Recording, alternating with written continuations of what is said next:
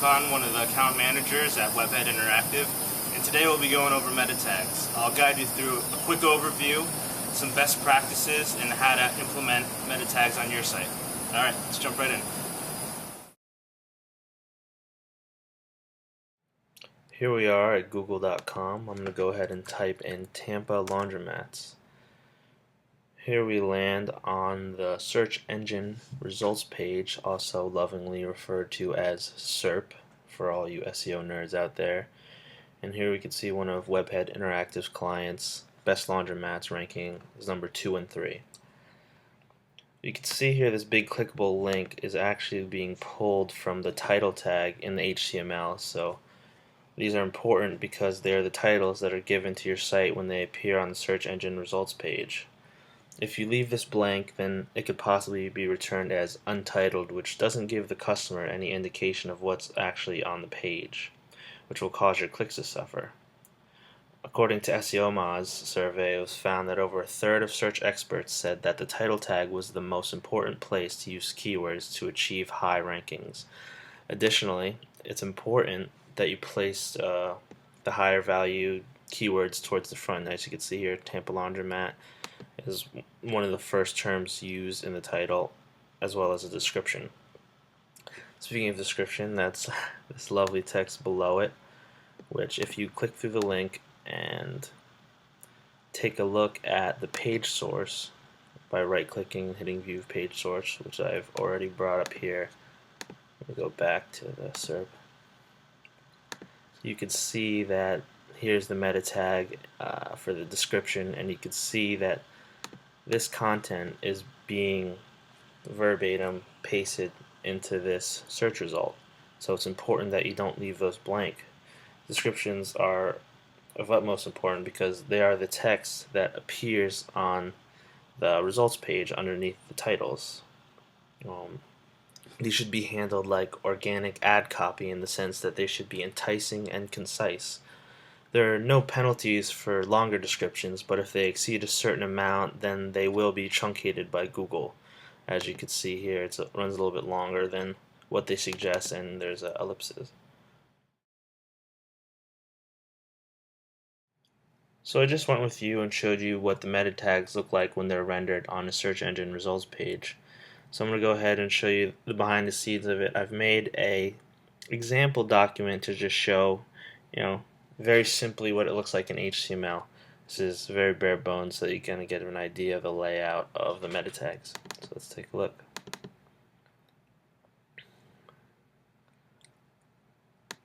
So here we are. This would be your HTML document for a page that you'd want to change up the meta tag data for.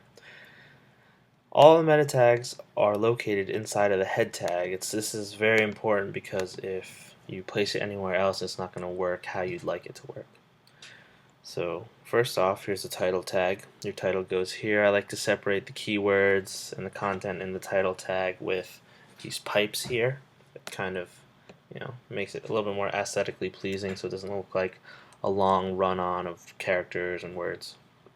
Underneath that we have the meta description with its content. This is an example of meta description. This will show up in the search results and should be roughly 155 to 160 characters. That's not a hard rule. I mean, if you go over that, you're not going to get penalized or anything, but it won't be rendered on the results page. Here we have the content for the keywords, the meta keywords, which I kind of blew past in the first part, but they're still kind of important.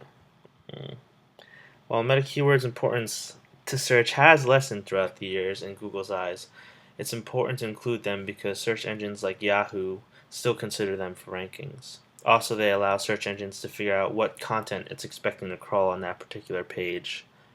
While there is an argument amongst the SEO world as to whether or not it can help you, we all agree that its misuse can absolutely hurt you. So spamming or keyword stuffing this meta tag is detrimental to your rankings and you will get penalized. So if you don't know exactly what you're doing with them, I would suggest just kind of leaving them alone, otherwise they might cause more harm than good.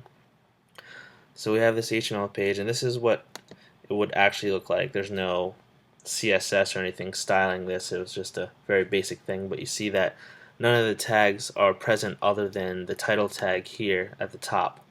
So those are kind of invisible elements, but they are very important things that you definitely should include. So we go in here, you have the dashboard, which you should be familiar with. Click into your Pages tab. Click the exact page that you'd like to change, and at the bottom here, after the content, you see this area to change your metadata. It's important to note that we use the all-in-one SEO pack here for this site in particular, and for most of the sites. You could use the pro version, but there is a free version available. It's one of the plugins which you download through WordPress. And you can see here it's nice and intuitive. You get the title, which I was showing you before, and the description. It's nice to have a little character counter here to kind of keep you in the restraints that you want to use, so that all of the content that you're writing into there will show up and not be cut off. So you go in there and change whatever you'd like. But right now it's good, so we're gonna go up here and hit update. So it's a pretty painless process, and it's a very important part of search engine optimization. So it's important to consider what your metadata does look like. So that's it for me, my little overview on meta tags and what they are, and how the different ways in which you can manipulate them, and some of the best practices. So if you have any questions or comments, comment on this video, and we could do a video for you, or we could just address it right there in the comments. Alright guys, thank you.